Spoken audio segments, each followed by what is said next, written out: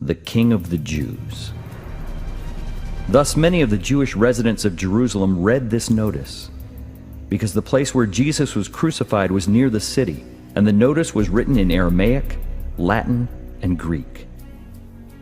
Then the chief priests of the Jews said to Pilate, "Do not write the King of the Jews, but rather, this man said, 'I am the King of the Jews.'"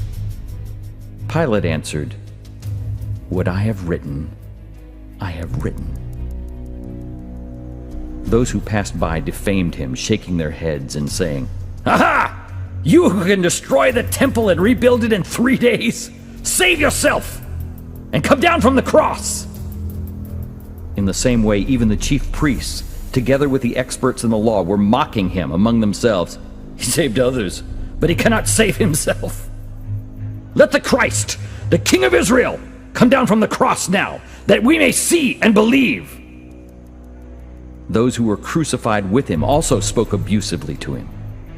One of the criminals who was hanging there railed at him, saying, "Aren't you the Christ? Save yourself and us." But the other rebuked him, saying, "Don't you fear God, since you are under the same sentence of condemnation?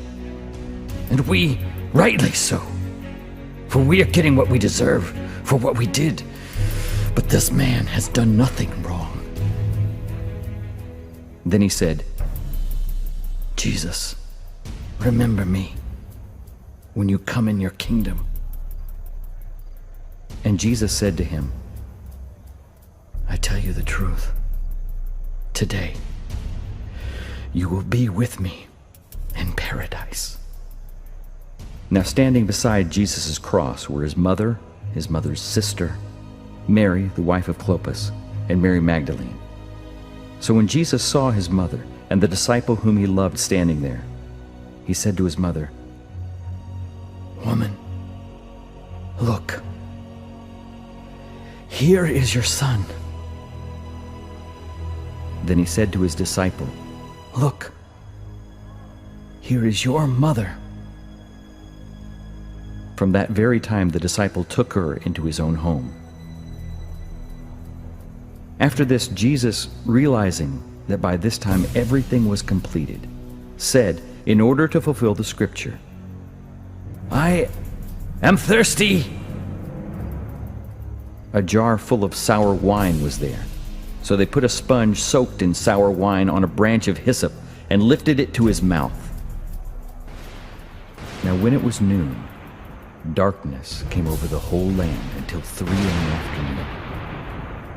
Around 3 o'clock, Jesus cried out with a loud voice, "Eloi, Eloi, lama sabachthani," which means, my God, why have you forsaken me?" When some of the bystanders heard it, they said, "Listen, he is calling for Elijah." Then Jesus, calling out with a loud voice, said, "Father, into your hands I commit my spirit."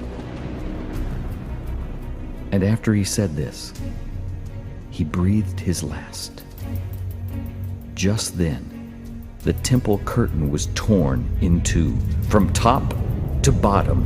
The earth shook, and the rocks were split apart. The tombs were opened, and the bodies of many saints who had died were raised. And they came out of the tombs after his resurrection, and went into the holy city, and appeared to many people. And they saw the tomb and how his body was laid in it. Then they returned and prepared aromatic spices and perfumes. On the Sabbath, they rested according to the commandment. The next day, which is after the day of preparation, the chief priests and the Pharisees assembled before Pilate and said, "Sir, we remember that while that deceiver was still alive, he said, 'After 3 days I will rise again.' So give orders to secure the tomb until the 3rd day.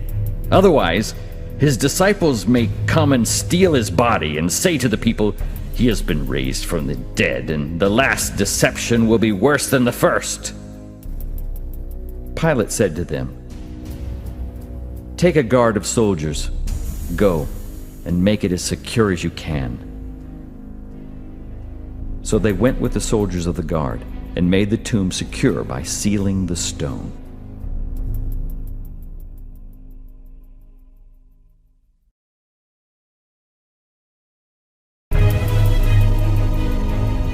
Suddenly there was a severe earthquake, for an angel of the Lord descending from heaven came and rolled away the stone and sat on it.